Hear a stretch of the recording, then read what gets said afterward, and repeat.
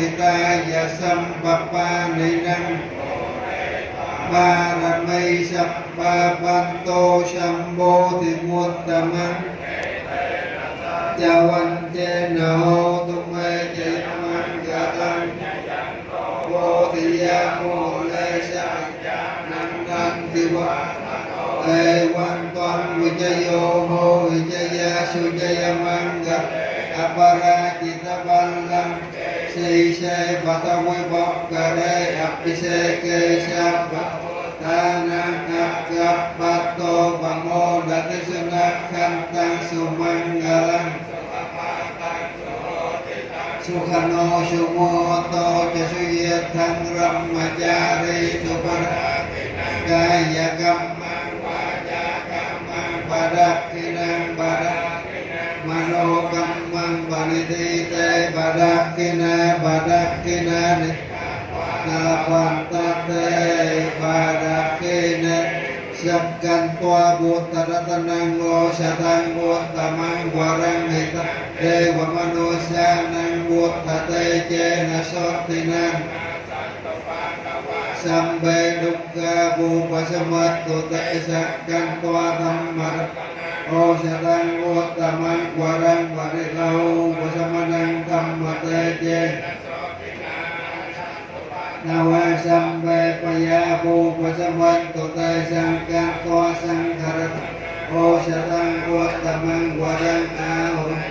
มาหุเนยังสังกเตเจนะโสตินัสสันตุบัตตวะสัมเบโรกะภูปัสสัมเบตุเตโสอัตถลัตโธสุขิโตวิรุณโหบุตตะเนอโรโกสุขิโตโหหิสาสัมเวญาติปิสาอัตถลัตถาสุขิตา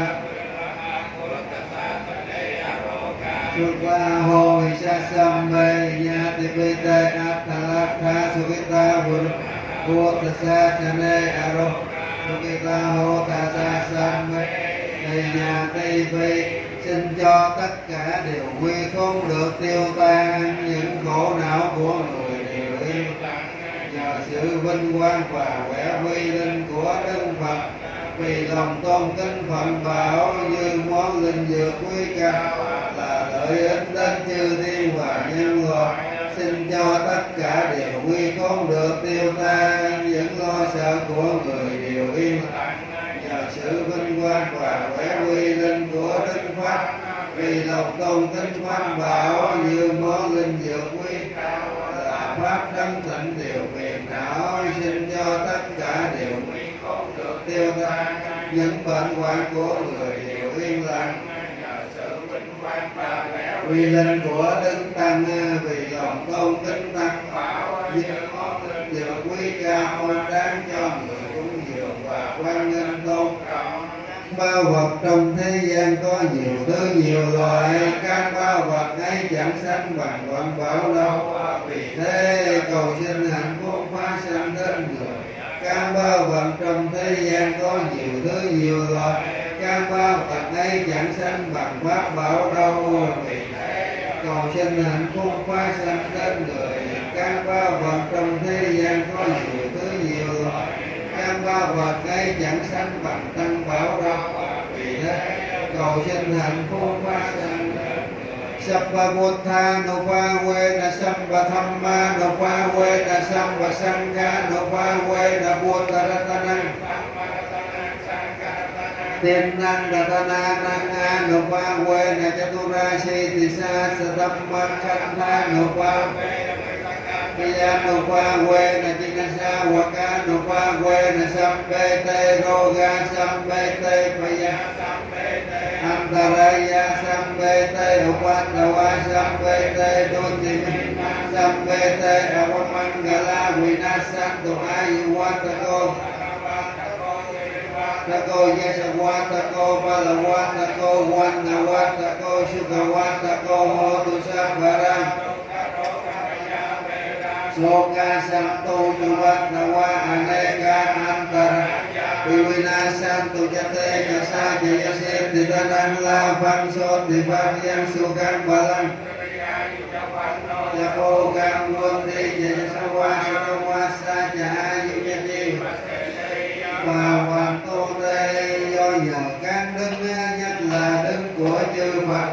sự vinh hiển, sự phát tài, sự phát lợi hoặc sự thạnh lợi hanh thông, sự an vui hoặc sức mạnh, sự phước lợi, sự sống lâu, sự sáng đẹp, sự tấn tài, sự sống đến 100 tuổi hoặc sự thành tựu trong việc nuôi mạng cho được an. Tất cả sự ấy cầu xin hàng đến cho người. Avijja paccaya sankhara sankhara paccaya viññāna nama rupa paccaya salayatanam vaso paccaya vedana paccaya tanha paccaya upadana paccaya bhava paccaya jati paccaya jara marana Subhaya sa sampuvanti eva meta sake vala kakkhantha sasamurayo hoti avijjayate sakse samira ganiro sankhara nirodha viññāna nirodha nama rupa nirodha salayata nirodha vassa nirodha vedana nirodha tanha nirodha upadana nirodha bhava nirodha jati nirodha jara marana soka parideva dukkha domana tasake balasa dukkha tasane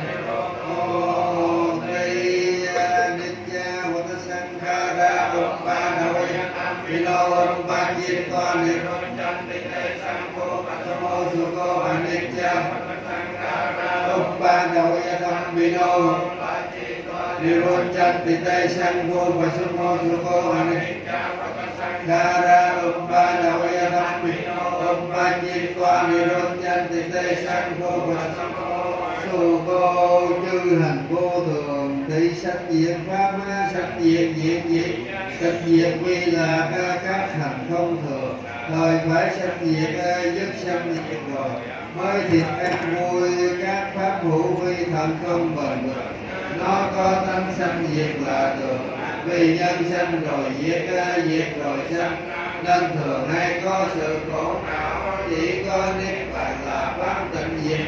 nhưng cả pháp hữu vi thấy được mới có sự an vui tuyệt đối cả